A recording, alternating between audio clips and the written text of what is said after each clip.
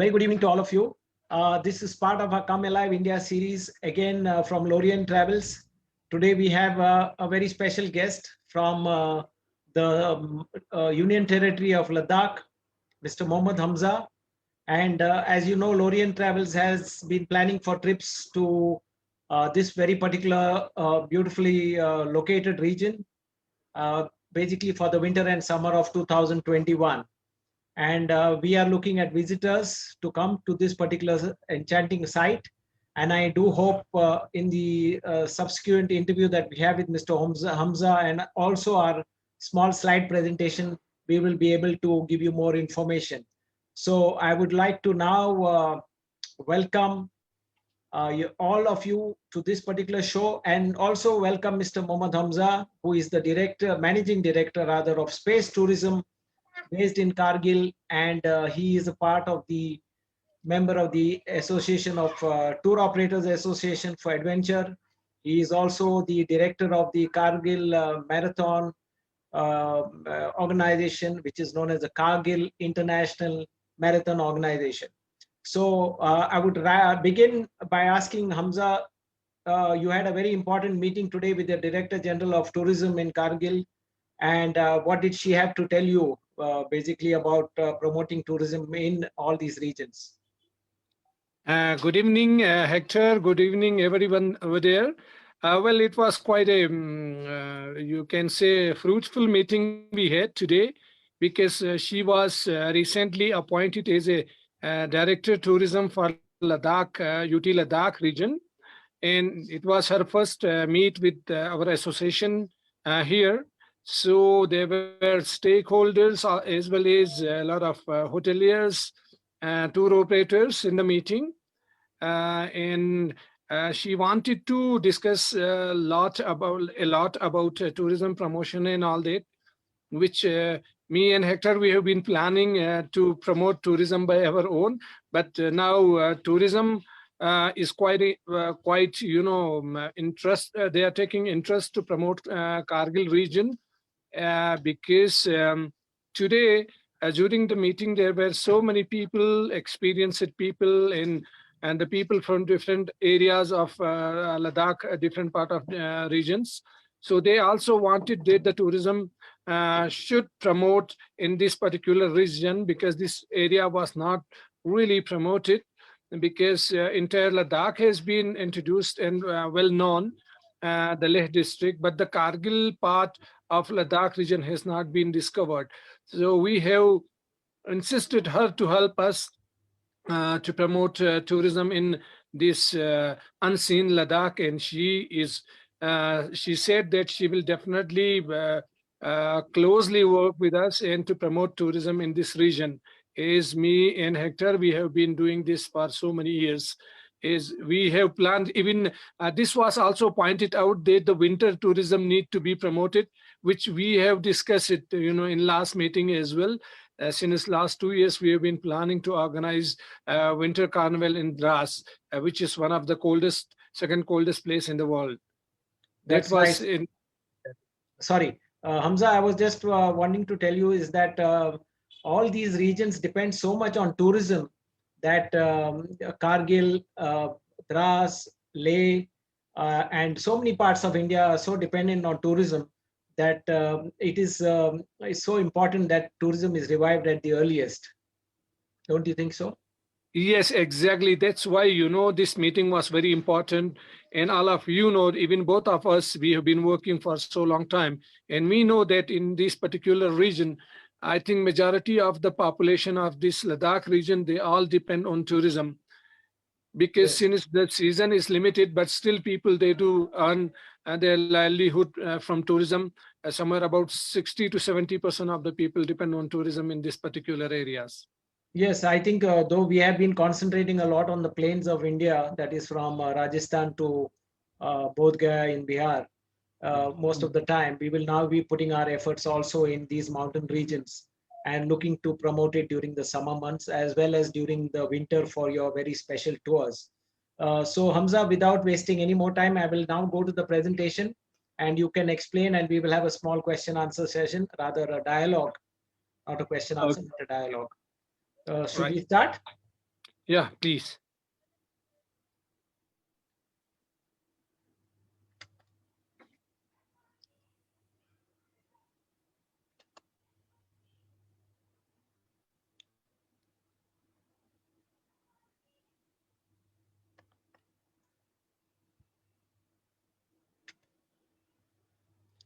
We are looking at the Lost Paradise and the mountain range.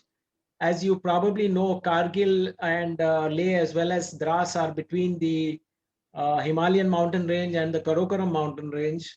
And these are the common sites that you will find in these particular region, which you will experience during the summer as well as the winter months. So this is also called the Lost Paradise. And I will move to the next slide, which is basically the new union territory of Kargil, which Ladakh. of Ladakh, which Hamza will explain a little bit about the different places. Okay, well, yeah. This is part of the unseen Ladakh, you can say, the union territory of Ladakh. And this particular map, we have only mentioned unseen Ladakh, means the district Kargil. In Ladakh, we have two district headquarters. One is Leh and the another one is Kargil. This is Kargil region which have not been discovered, which has not been covered in tourism map. So me and Hector, we have been planning since a long time, and we hope and by your support we can promote this particular area. This is, you can say, Kargil, Chiktan, and Shargol area. And the Dras area is one of the second coldest place in the world. And then we go to Sanku. This is, we call Suru Valley. Sanku, Tesuru, and Zanskar. This particular area is connected with one another because this area called Suru Valley. And from Suru Valley, we have got several adventure, beautiful adventure treks and expeditions. In Tesuru, you can see the famous highest peaks we have in our UT Ladakh, that calls Nun and Kun peaks. And then the Zanskar, we have a lot of different treks from Zanskar to Leh, Zanskar to Himachal, and to Kashmir as well. Many treks we have there. So we call Zanskar is the adventure paradise. So you can see there are a lot of quite interesting places near Kargil also. Historical places like Karchekhar, Karpokhar, Mulbek, Chamba, Apati Chamba, and many more beautiful historical Buddhist heritage sites. Okay, wonderful. I must also mention that Hamza is also a very good writer and has written some articles for Travel Insider yesterday, which was featured, and he has outlined his plans for developing this region for tourism. This is incidentally the Zojila Pass, which connects Srinagar with Leh. And Hamza, what is the height of the pass? It's about 8,900 up on the top. Yeah. Historical. I'm sorry. It's about 9,000 feet, Hector. 9,000 feet. And what is the height of Kargil basically? Kargil is 9,000 because we have got the equal height is the Zojila is little higher than Kargil. Okay, okay. So this is the main road that runs between Srinagar and Leh, and it's called the Zojila Pass. And it's a very important road that links gateway to Ladakh. Yes, it's the gateway to Ladakh. And there is also one more way to enter Ladakh, which is from Manali via the Langla Pass and Himachal. Exactly. Now we come to Dras, which is the second coldest place on earth, and Hamza will tell you a little bit more about the activities that are being planned for this winter. Exactly, Hector. This is Dras. Dras is the second inhabited place in the world, second coldest inhabited place in the world. In Dras, me and Hector, we are planning this winter to organize a winter carnival. In this, during 1 week's program, we are planning to organize 2 days frozen river trek, and 2 days we will organize a snow trek. Snow trek will be about 4 to 5 hours walk every day. And then we are going to organize a exhibition ice hockey for 2 days. And then from there, we can possibly go up to a pass we call that Manman Pass, from where we can see entire Dras area, beautiful picturesque view from there. And what are the months we are looking at for this, Hamza? Hector, most probably first week of February. February, first week. Ending last week of January and first week or up to 20th of February. Okay. Yeah. This is one more picture of the second coldest inhabited place in the world. Exactly. Yeah. Then we come to the Dras and Dard cultures, which Hamza will tell you a little bit about. Yeah. This is a kind of we speak. We call that we are Dards. These Aryans, they also call themselves Dard. We not you can say it's not quite similar, but I think somewhere about 60% or 65% dialects we speak. You know, it's a kind of dialect mixed up with our own languages. But the cultural wise, a little bit different is there. But the language we speak is quite, you know, you can say 60% we understand each other. 40% is a bit difficult with them, but culturally we are same. So how many tribes are there in Ladakh region? We have 6 ethnic groups. 6 ethnic groups, okay. Yes, yeah.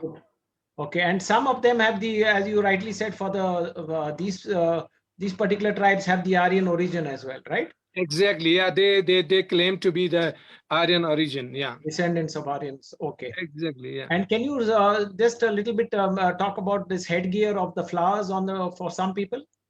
Well, yeah, they are from the Aryan community. They put that flowers on their heads. It's always male, female, both. They use these flowers always during the festivals nowadays. Earlier, it was like a part of their, you know, part of their life. But now, you know, it's you can hardly find. But still, they are trying to preserve their culture. But that is only the part of Darcis, Garkon, and Batalik area. But in Dras area, you can see that white dress with a white head. They wear this kind of cultural dresses. In fact, I think this kind of headgear I have not seen anywhere else in India. I don't think exactly nowhere. You will not find anywhere else in the world. But they said that in POK they have got a similar kind of tribe, but the same from the same community. The is they celebrate a festival. If they are celebrating in 2020 in India, in 2021 the other side they celebrate the same. They're celebrating the same festival. Yeah. This is Dras in winter. Can you tell us? I'm sure the landscapes are very enchanting, and most of it is snow covered all through. So these are the kind of landscapes tourists and visitors will encounter when they come to Dras. Exactly. So this is something very truly spectacular, and I think the highlight of this particular region.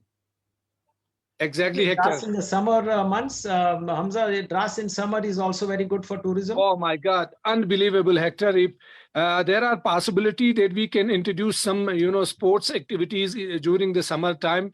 There is a possibility we can start with a paragliding. We can start a cycling trip. We can start even. I recently I met a guy. He's from Maharashtra. He is organizing these sky running events. You know, the people they start running on high ranges like more than 6,000, 7,000 feet. So, and he was so happy. I said, we are going to organize this because I have sent him the picture of Manman Pass, and he said that it is amazing.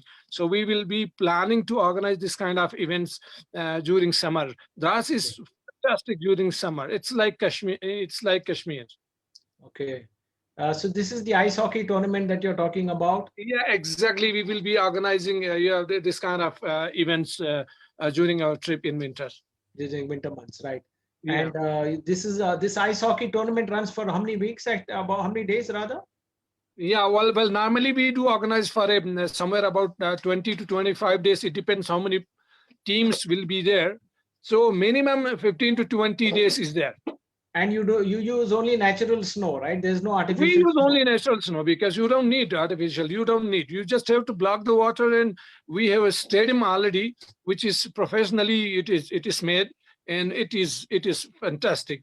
Even Yes, international players, they love this place. I think this kind of landscape you will not find anywhere else in the world. So No way, bye, truly nowhere, spectacular. nowhere. Yeah, Yeah, absolutely. This is exactly. Yeah, surrounded by snoring mountains. So it's exactly, something that it's a beautiful gem for the eye, you know, something to you'll exactly, remember for your whole lifetime. exactly. Hector, you can see that peak on the top, the highest peak is Tiger Hill. Okay. Yeah, This is the Kaksar Shingo rivers. So this is the part of the confluence. This is another confluence in Kargil. yeah, exactly. This is the confluence of Dras and the Shingo River in Kaksar village. Okay, and this is And almost similar to the Indus and Zanskar confluence in Leh. exactly, but the good thing is after 10 kilometers you will find another confluence between this river and Suru River. Okay. So this is the Yeah. kind of river. Does this get frozen in the winter time? Well, yeah, exactly. Yeah, this also get frozen. Yeah. So we can do so. You can do some kind of this snow walks on this on the river. Yeah, frozen river walks. That's what I said, because Yeah. we will spend this 2 days in Dras. Okay. So this Yeah, is one of the very interesting confluences. And this is the exactly. picture during the summer months, I'm sure. Yeah, this is the picture of during summertime. Yeah. This is Sundarban heritage. This has got a very old. Now it's abandoned, right? Hamza has been Yeah, this is abandoned. abandoned, and this is a kind of, you can say, open kind of museum. Okay. This is Yeah, an open open. kind of museum where people can see the architect and all that. Okay. And there nobody lives here anymore. Nobody lives here, but the village is a little bit about 3 to 4 kilometers away from this site. Okay. And these were all interconnected houses, right, Hamza? Exactly, these are interconnected. You can see how many stories are there. They are quite high. 1, 2, 3, 4, 5, 6, 7 story building. Okay, wonderful. This is something very truly unique. Exactly right. Like it's a very unique heritage, I must say. Exactly. Now we come to Kargil. So we have moved from the western part of Dras, going to Kargil, which is in the middle, and then we go to Leh, which is in the easternmost part. So Kargil has got this very famous Mulbek statue, which is called the Chamba Mulbek statue. How old is this statue, Hamza? It's 1,000 years old, more than 1,000 years old. Why? Okay, and it Yeah, was there were some that's particular who is thousand of years old. thousands of years old. So you can Yeah, do we it. have not only one. We have 3 different statues like this. Okay, wonderful. This is one is Mulbek. One is Mulbek, another one is Apati, and the third one is Karsekar. Kalsekar, okay. And these were Karsekar. particularly done by some particular dynasty, time of some dynasties, or what? Exactly. Those days, I think Buddhism were everywhere in this Ladakh region. Okay. Yeah. It was carved. Okay. This is part of a hill, a mountain face. I think it's on a Yeah, hill. this is part of, it's a rock, big rock, piece of big Yes, rock. monolith. Correct. Thank you. Yeah, It looks so very interesting. yeah, And I can, beautiful. you can imagine the headgear is so awesome with lots of jewelry. Exactly. It's detailed. You can see the details also. Yes, absolutely. Fascinating. Yeah, exactly. We come to Sashi Lake. I think the hallmark of Ladakh is that it's plenty of its lakes. I think it's Exactly. freshwater Yeah, lakes is a sight to behold, you know, and something you can exactly. always recall years later. So this is the Sashi Lake. Can we Yeah, do this is it. excursions here to Sashi Lake? Sorry? Can we do excursions to Sashi Lake? Sure, bhai. This is the best. Best thing is to go to Shashi Lake. Is on the way to Shashi Lake, we can discover this Apati Chamba on the way, Right. and then we can go. There is a pass again, Yeah. and it's a beautiful area from where we can see entire Kargil. Okay. Yeah, aerial view of Kargil we can see from Shashi Lake, Okay. Wonderful. That's nice. and passing Humbatingla. Okay. And these are your two of your highest peaks, the Nun Kun peaks. Exactly like that. You can see not only two. Behind, you can see two more peaks. Correct. White Needle and the Pinnacle. Correct. This area is full of peaks and quite beautiful. You know, can you imagine during summer also, if you will go and you trek up to the base camp, it's unbelievable. You will not find a place like this anywhere else in Ladakh. Okay. So there are Yeah, a lot of expeditions organized here in summer months. yeah, they do, but only foreigners. Only foreigners. Only Okay. foreigners. Okay. Very rare Indians I have seen because it's very difficult to get the permission. Maybe, yeah, and it is Okay. tough. Okay. So this is in the winter months it's all covered with snow, but in summertime I think Nunkun are the peaks you can go and organize some treks to the nearby areas. Yeah, we can do trek up to the base camp. After Yes. that, we can't do because we are Yes. not allowed. Because Correct. they, you can see it is huge glacier. It's a lot of snow, a lot of ice and all. Wonderful. This is the Suru Valley. We don't have a very clear picture, but I think the Suru Valley also looks equally majestic with all these two beautiful snow peaks. What is the name of these mountains that we are seeing? Nunkun, Hector, Ah, from the Nunkun. western side. Yeah, this is Oh, Nunkun from the other side. Okay, it was from the looking other quite side. Yeah. similar. Right. Mhm. And now tell me something just out of interest. How many days does it take to scale the Nunkun peak? How many days the expedition normally lasts? Normally, people take about 10 to 12 days, but it all depends on the team how strong they are to spend time up in the mountains. Okay, Yeah, okay, normally they need somewhere about a week just to get warm up, to do the practice to do a small accurate. trek around, and then to climb up. And climbing will take about 10 to 12 days.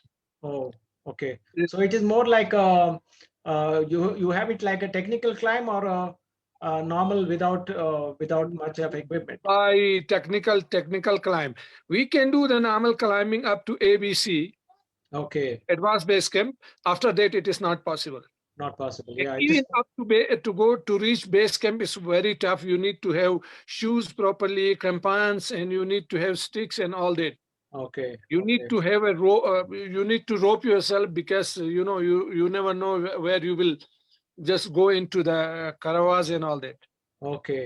And where Yeah. do you get the porters from? Porters we can get from Panikhar and Okay, Tangol area or nearby. okay, wonderful. And even the professional porters are not from that. Professional porters we can get from Nepal mostly. Even from IMF they do provide maybe. Okay. Yeah. Now we have reached the part called Lamayaru, which is just I think about 50 kilometers away from the capital of Leh. And Lamayaru has a very unique land formation. It was often called as a moonland Mm. because of the formation of the land, and it was similar to the craters that you find on the moon. So the Lamayaru is a monastery. What you see, those row of buildings, is the monastery, and the main building is right at the back, which has got those spires or those stupas, which are rising into the sky. So you have those spires, and that is the main building. This is actually having the idols, and it's a worshipping place for the Buddhists. Just like Lamayaru, there are many other monasteries in Leh, and they are quite spectacular, and each is located in a very unique spot. You like to say something about Lamayaru? Ah, well, it is quite fantastic. You have been that you told everything. So this is in between Kargil and Leh, in the middle of halfway from Kargil to Leh, and this is one of the most beautiful monasteries I can say. Correct. And And I think earlier we used to start trekking point to Zanskar. We used to do Grand Zanskar trek starting from Lamayuru to Darsha. It used to take 22 days. oh, that's quite a long time. Okay, Yeah. amazing. And there is when you start moving from Lamayaru to Leh, in between you will find the very famous monastery of Alchi, which is one of the oldest monasteries, and it is known for its paintings on the walls, which are also very old. And Alchi Monastery has origins dating back to a very distant past. That is what you will also find. Now we come to the Gurudwara Pattar Sahib, which is, I think, very close to Leh or in Leh itself. This is the place of worship for the Sikh pilgrims, and it has a very unique location, as well as it gets number of visitors from Punjab and Chandigarh and Himachal, especially the Sikh pilgrims come here. This is the town of Leh, Ladakh, which is the capital. Leh is the capital of Ladakh. And what you are seeing here is the city palace, and below in the foreground, you are seeing a number of these small houses. Hamza, can you tell us something about the city palace? Does anybody live there? No, Hector, nobody lives there, but the royal family of Ladakh, at present, they live in Stoke. But there is no one living, but this is just, it's a kind of museum. People can go visit and enjoy the beauty of this fort, the palace. And no one is living in the palace, but the royal family lives in Stoke Palace. Normally, Hamza, when we come to Leh, we have to normally acclimatize for a day, right? When you arrive by Exactly, flight. Hector. The first day, it is very important to acclimatize. You don't need to move because you have to take a flight from Delhi to Leh, and you have to take a complete rest and to drink a lot of water so that to get yourself ready and prepared for the real adventure of Ladakh, to enjoy the Himalayas. Correct. So incidentally, Leh is at 12,000 feet above sea level. So if Yeah. you're flying from Delhi, or if you're flying from any place which is at sea level, you're straight away going to 12,000 feet in an hour's time. And that's the reason why the altitude sickness comes into play. Supposing you were taking a road journey from, say, Manali to Leh, and over 2 days, you would not have that kind of an altitude sickness problem. That is true, right? Exactly, Hector. They will be acclimatized in between. Correct. So that is the road journey, but the flight, you need to take the first day rest.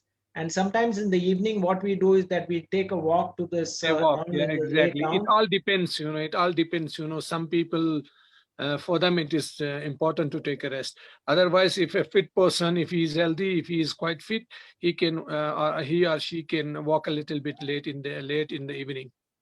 Do you suggest that they take tablets? The Diamox is one of the tablets they normally take. It's always required. They need to carry with them. It is better always to be in a safer side.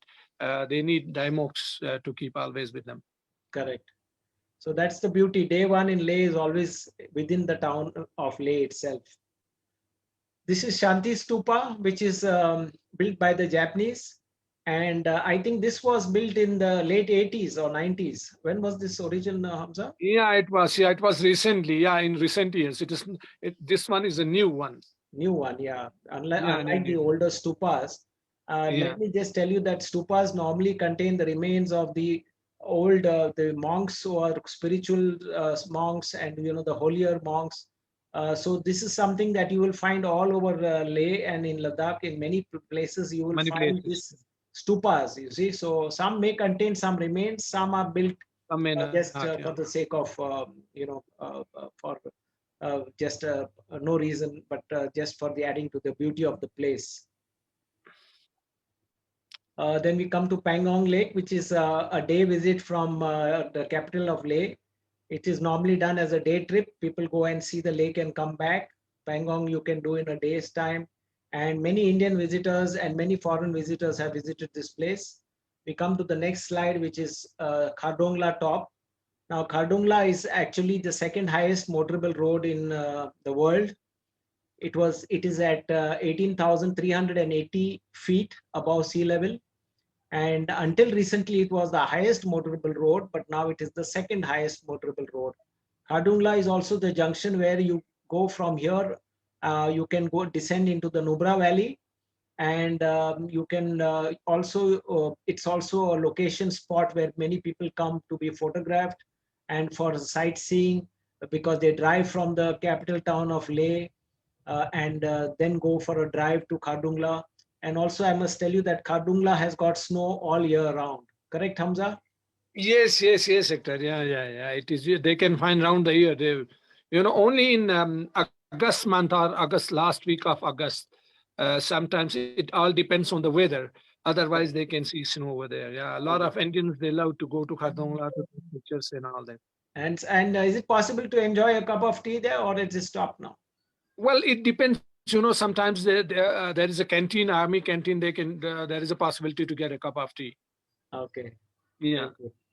But it is better to carry with them. Sometimes what we do is, if we have a day trip, we tell the driver to carry on with a thermos with the tea and Okay. biscuits and all that. Okay. So that's also possible. Yeah. We now come to the most beautiful lake of Leh, which is called Somorari Lake.